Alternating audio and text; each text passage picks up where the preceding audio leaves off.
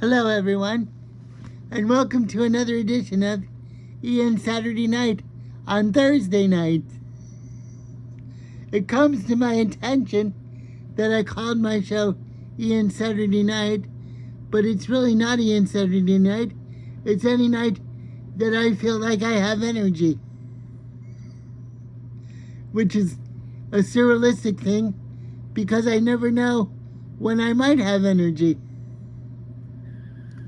Well, it's Christmas time, and I've been thinking about my past incarnations in my body about, I'm gonna say 45 years ago, roughly.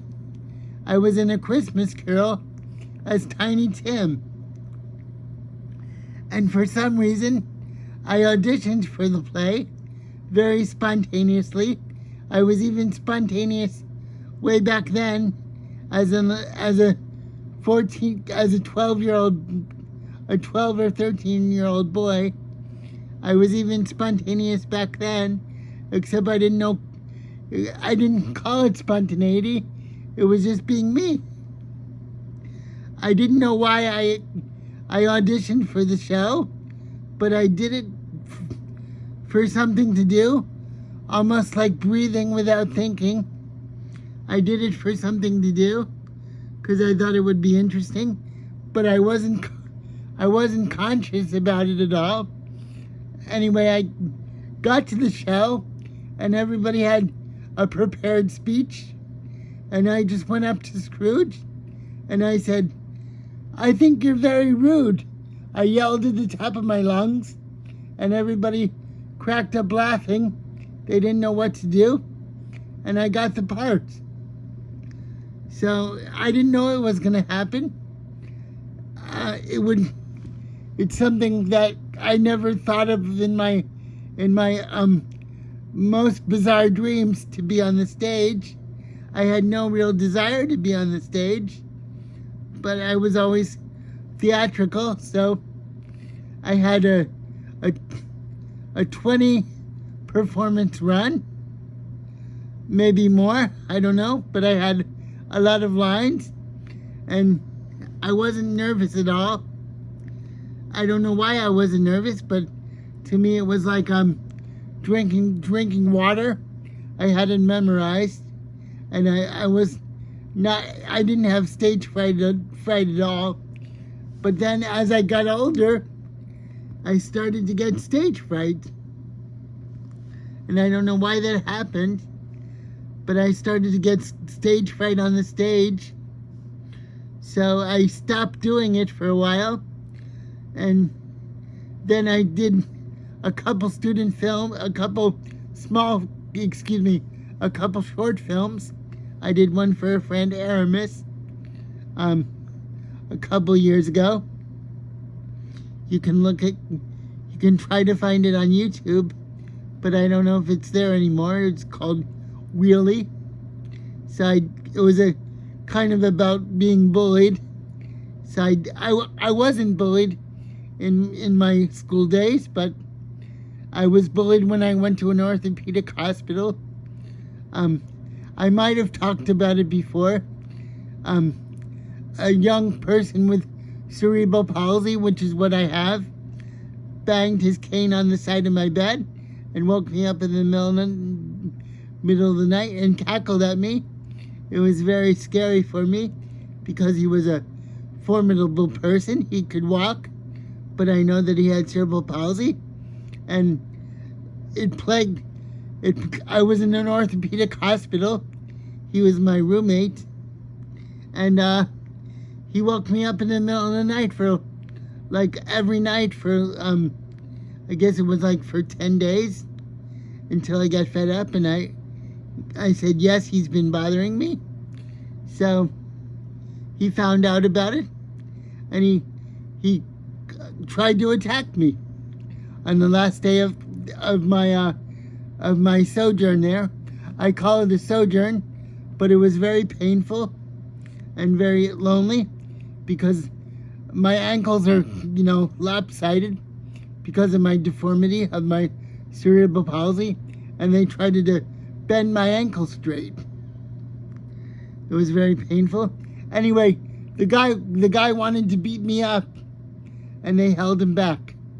So just because somebody has cerebral palsy or some kind of physical challenge or obstacle doesn't mean that they're automatically nice people. It doesn't mean that they're like demented people, obviously, but they're just like human beings. They could be any shade of mood that anyone else is in. It doesn't make them nicer people. It doesn't make them mean. It doesn't make them mean people. Everyone is a shade of emotion, as there are colors in the rainbow. So just because somebody has some kind of obstacle or not doesn't make them nice people or well-adjusted people or anything of the nature. I happen to be, I'm not going to say I'm not a saint. I'm certainly not a saint, as you know, from having these talks. But I'm not a nefarious person. I'm fascinated a little by the dark side, but I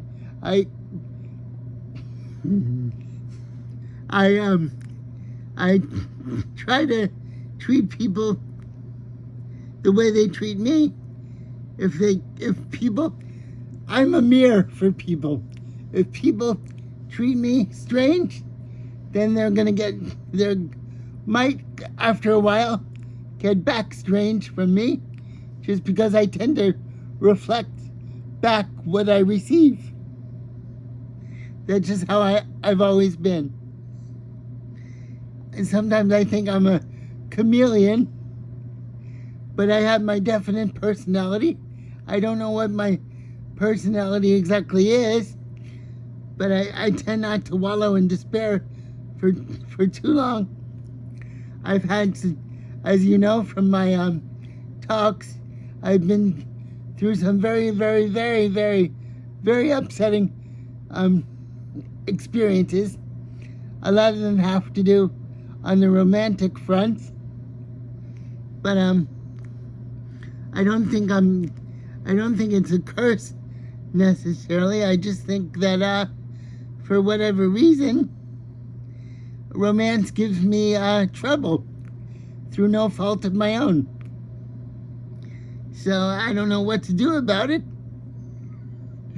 But I laugh about it after the fact, even though it's very discouraging, quite discouraging actually, to have no one to share with on that level, and to have orgasmic feelings with these days. And I've been alone more than I've been with somebody, as I can tell you. Most of my experiences only tend to last 5 months or 4 or 5 months tops. So I don't know what that says about me, but for whatever reason, I don't believe in free. I know this would shock some of you, but I don't necessarily believe in that we have a choice in the decisions that we make. I believe the universe has its own magnetism, and it connects with our personality and to make a certain outcome. So I don't think that we have a choice in what we experience, per se. I might confuse you by saying that, but I really think that in the things that happen, I think people will be surprised, maybe, to feel that we don't have a choice. It's all the intelligence of the universe pulling us one way, or the higher the higher powers of the universe.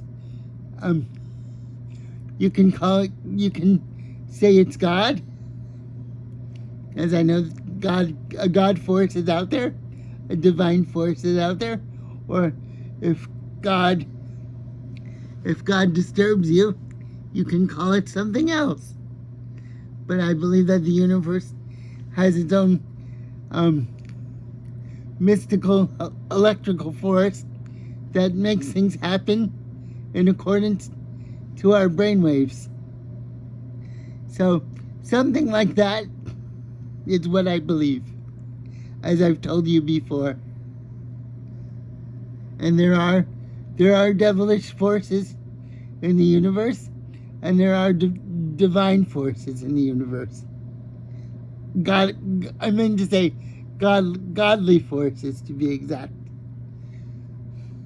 But if you believe in good, you have to believe in evil. They go, and they're yin and yang forces. So, I don't quite remember what I just said, but I said a mouthful. But basically, I think a lot of us are governed by dreams. My dreams have been very involved. They involve going on a big train or a big cruise with some.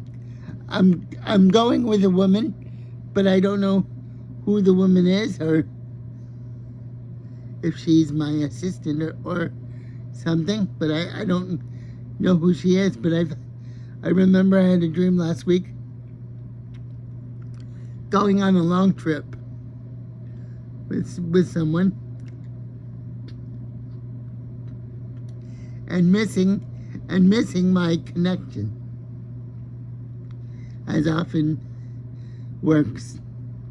Missing my connection. So I don't know what that means. I've also thought a lot about vampires lately, because a vampire film is coming up that looks exciting. It also looks quite scary. It's called Nosferatu by Robert Eggers. He's a very good director. I hope I said his name correctly.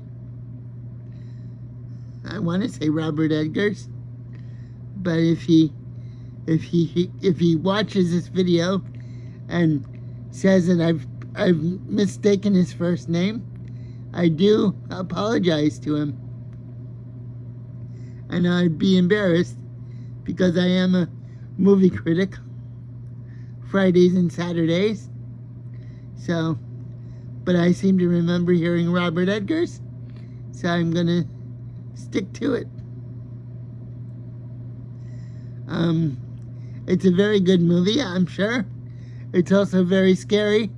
It seems like it's very scary, but I have to be ready for it.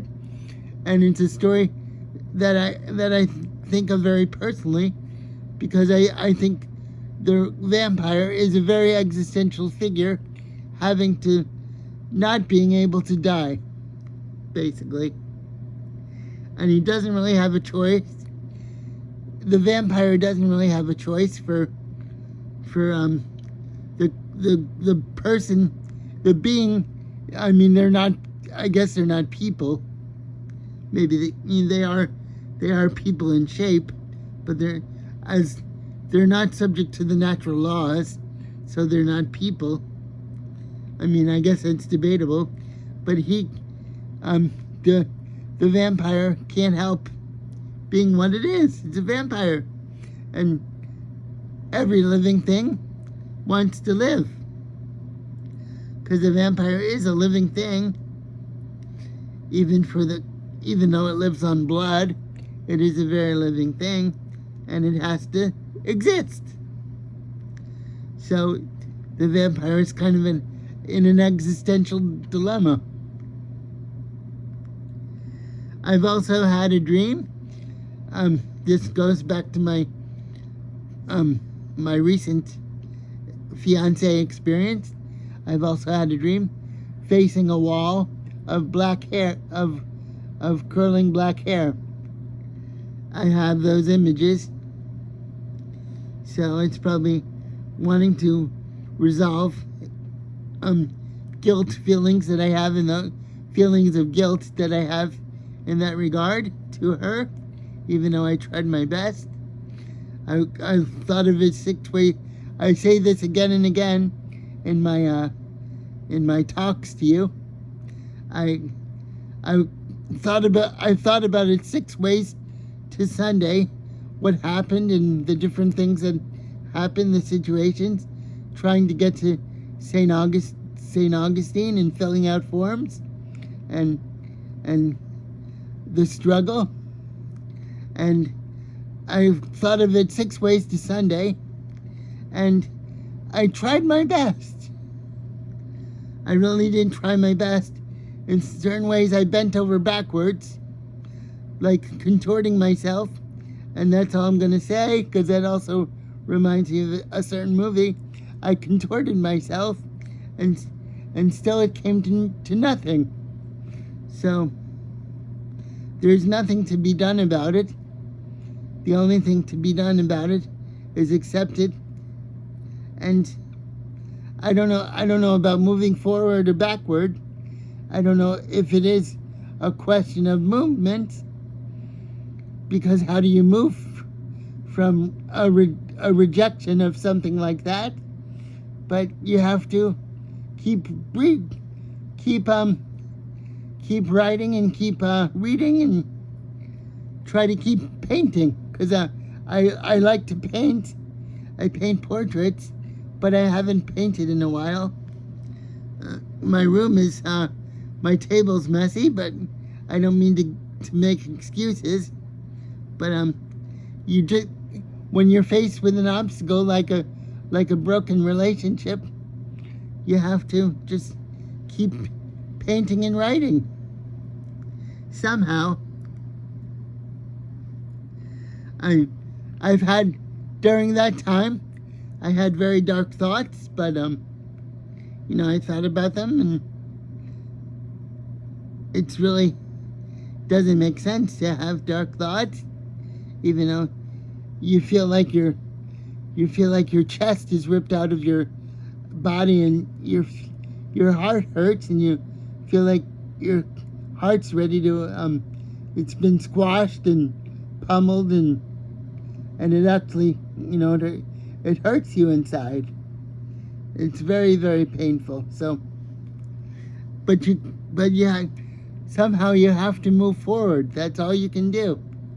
So all these things that I have been going through my head in the recent months, but you come out the other end, and the reality is that she's okay, so I have to be okay. She seems like she's doing fine, so I have to be doing fine. And that sounds cruel. It sounds very matter of fact, but that's the reality. On the other end, in St. Augustine, she's doing fine, so I have to be doing fine. And that's about the extent of it. I'm behind on my studies for my class, but I hope to get back into it and do some reading about Andy Warhol and Salvador Dali.